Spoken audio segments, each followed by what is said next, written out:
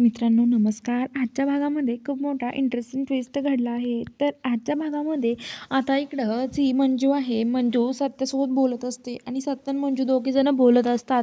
आणि आता सत्या म्हणत असतो, "काय हो वाघमारे, कशाचा विचार करताय तुम्ही? हे बघा कशाचं टेन्शन वगैरे घेऊ नका. तुम्ही घराबाहेर पडू नका.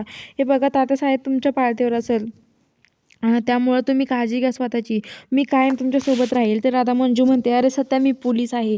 मला कोणी काही करू शकत नाही," असं म्हणतात. तर इकडं ज्या मम्मी साहेबां त्या आहेत, आता त्या बसलेल्या असतात. मम्मी साहेबांना सपना म्हणते, "मम्मी साहेब मी तुम्हाला एक प्लॅन देऊ का? तुम्हाला जर त्यांना हाकलून लावायचं असेल ना इथून त्या नेबड वहिनीला आणि त्यांच्या आईला त्यांना, तर एक काम सांगू का तुम्हाला?" तर ते म्हणते की "काय काम आहे?" तर आता ते म्हणतात की "हे बघा तुम्हाला सांगते मी, आता त्यांना सगळ्यांना कामाला लावायचं आपल्या इथे.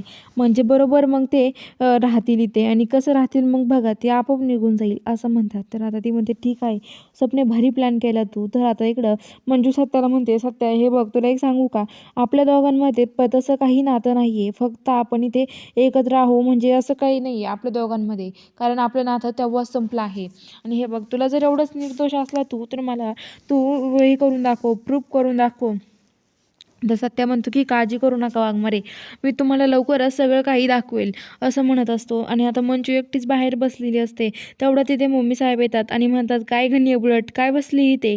तर आमच्या घरी राहायला तुला लय गोड लागतं काय गं?" तिला काही पण बोलतात. तर आता मंजू म्हणते, "मम्मी साहेब काय बोलताय तुम्ही असं?" तर आता मम्मी साहेब म्हणतात की "काय चुकीचं बोलते? बरोबर आहे ते तर बोलते ना मी." तर आता ती म्हणते की "काही पण बोलू नका मम्मी साहेब, हे बघा तुम्हाला आधी सांगते आणि हे बघा मम्मी साहेब." तर आता मम्मी साहेब म्हणतात की "हे बघ, तुला जर आमच्या घरात राहायचं असेल ना, तर आमच्या घरातली सगळी कामे तुला करावं लागतील, तरच आमच्या घरात राहता येईल. नाहीतर आमच्या घरातून निघून जा तू चल," असं म्हणतात. तर आता लगेच मंजू म्हणते की "ओ मी तर कामाला नाही आले. आम्ही जातो तुमच्या दुसरीकडे, पण तुमच्याच मुलांनी आम्हाला जाऊन नाही दिलं.